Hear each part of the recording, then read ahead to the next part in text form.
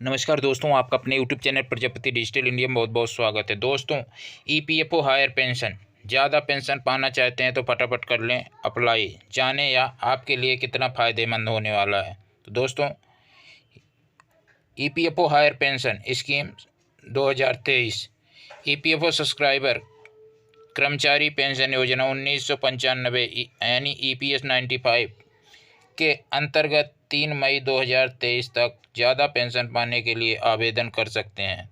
तो दोस्तों, 3 मई last date है। 3 मई तक आप ज़्यादा पेंशन पाने के लिए अप्लाई कर सकते हैं। तो दोस्तों, जल्द से जल्द आप अप्लाई कर लें, 3 मई नज़दीक आ चुकी है। दोस्तों, ईपीएफओ हायर पेंशन ऑप्शन कर्मचारी भविष्य निधि संगठन यानी एम्प्लॉय प्रोविडेंट फंड ऑर्गेनाइजेशन यानी ईपीएफओ ने अपने एलिजिबल सब्सक्राइबर को ज़्यादा पेंशन ऑप्शन अर्थात हायर पेंशन ऑप्शन चुनने का मौका दिया है। इसके तहत ईपीएफओ ने ज़्यादा पेंशन पाने के लिए आवेदन की deadline EPFO higher pension deadline बढ़ाकर 3 मई 2023 कर दी है। हालांकि इसको लेकर कर्मचारियों के मन में कई तरह के सवाल हैं। हर कर्मचारी यह जानना चाहता है कि आखिर ज़्यादा पेंशन का विकल्प सही है या नहीं, और इसमें निवेश करना चाहिए या नहीं। इसको लेकर यह भी सवाल है कि ये स्कीम कर्मचारियों के लिए कितनी फ़ायदेमंद हो सकती है और इस विकल्प को चुनने से उनकी सैलरी कितनी बढ़ने वाली है। तो चलिए एक एक करके इन सभी सवालों का जवाब भी जान लेते हैं। जाने कर्मचारी पेंशन स्कीम क्या है अर्थात ईपीएस क्या है।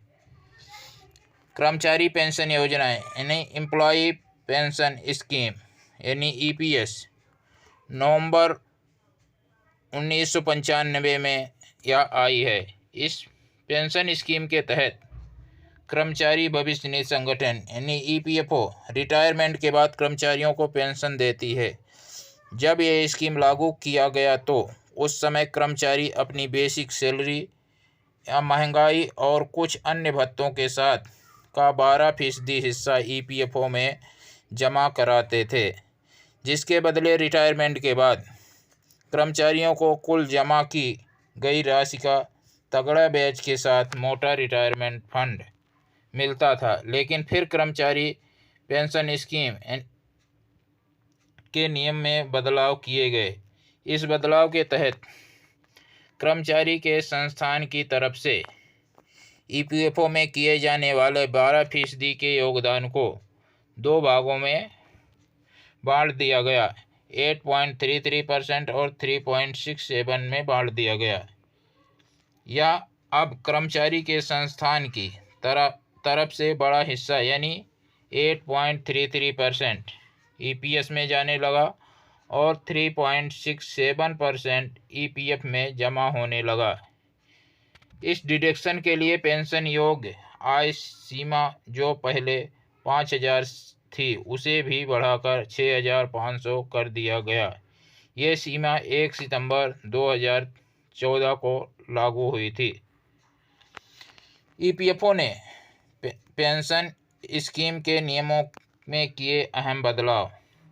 अगस्त 2014 में ईपीएफओ ने ईपीएस के नियमों में एक बार फिर से बदलाव किया, जिसके बाद पेंशन योग्य आय की सीमा को 6,500 रुपये प्रति माह से बढ़ाकर 15,000 रुपये कर दिया गया। इसके बाद ही कर्मचारियों को यह विकल्प दिया गया कि वो अपनी वास्तविक बेसिक सैलरी के हिसाब से ईपीएस में योगदान कर सकते हैं। इसके लिए उन्हें अपने संस्थान में आवेदन करना होगा। वहीं अगर कोई कर्मचारी इसके लिए आवेदन नहीं करता है तो उसकी बेसिक सैलरी से ईपीएस में योगदान 15,000 रुपये की अधिकतम सीमा के हिसाब से किया जाएगा। इसे आसान शब्दों में समझें तो आपकी आय कितनी भी हो, पेंशन फंड में आपका योगदान 15,000 रुपये के हिसाब से 8.33% जो बनेगा वही जमा किया जाएगा। तो दोस्तों, सुप्रीम कोर्ट ने पेंशन स्कीम को लेकर दिए ये आदेश। इस स्कीम के चुनाव के लिए साल 2014 में सभी कर्मचारियों को 6 महीने की समय सीमा दी गई थी, जिसे बाद में कुछ शर्तों के साथ 6 महीने के लिए आगे बढ़ा दिया गया। लेकिन फिर कई कर्मचारियों ने सुप्रीम कोर्ट में आवेदन दिए कि 2014 में पेंशन स्कीम के बदलावों को समझने और स्कीम को चुनने के लिए जो समय दिया गया था वह पर्याप्त नहीं है। जानकारी के अभाव में कोई कर्मचारी इसका फ़ायदा नहीं उठा सके। सुप्रीम कोर्ट ने 4 नवंबर 2022 को अपने आदेश में कहा था कि ईपीएफओ को सभी एलिजिबल मेंबर को पेंशन का ऑप्शन अर्थात हायर पेंशन ऑप्शन चुनने के लिए 4 महीने का समय देना होगा। ईपीएफओ ने ज़्यादा पेंशन के लिए आवेदन की डेडलाइन बढ़ाई। कोर्ट के आदेश का पालन करते हुए ईपीएफओ ने ज़्यादा पेंशन के लिए आवेदन की तारीख 4 महीने के लिए और बढ़ा दी। यह 4 महीने की अवधि 3 मार्च 2023 को समाप्त हो रही है। इस वजह से ऐसी खबर आ रही है कि इसकी अंतिम समय सीमा 3 मार्च 2023 है। लेकिन हाल ही में एक बार फिर ईपीएफओ ने ज़्यादा पेंशन पाने की स्कीम में आवेदन की तारीख बढ़ा दी, जिसके बाद कर्मचारी पेंशन योजना 1995 यानी EPS 95 के अंतर्गत ईपीएफओ सब्सक्राइबर को 3 मई 2023 तक ज़्यादा पेंशन पाने के लिए आवेदन कर सकते हैं। दोस्तों जाने हायर पेंशन स्कीम से कितनी बढ़ेगी पेंशन। दोस्तों मान लीजिए आपकी बेसिक सैलरी 50,000 रुपये है। ऐसे में पुरानी पेंशन स्कीम के तहत आपकी पेंशन योग्य सैलरी 15,000 रुपये होगी, जिसकी 8.33% यानी 1,250 रुपये पेंशन फंड में जमा होगा। वहीं जब आपका ज़्यादा पेंशन का विकल्प चुनते हैं तो पेंशन फंड में उसका योगदान आपकी वास्तविक बेसिक सैलरी अर्थात 50,000 के हिसाब से यानी करीब 4165 रुपये जमा होंगे।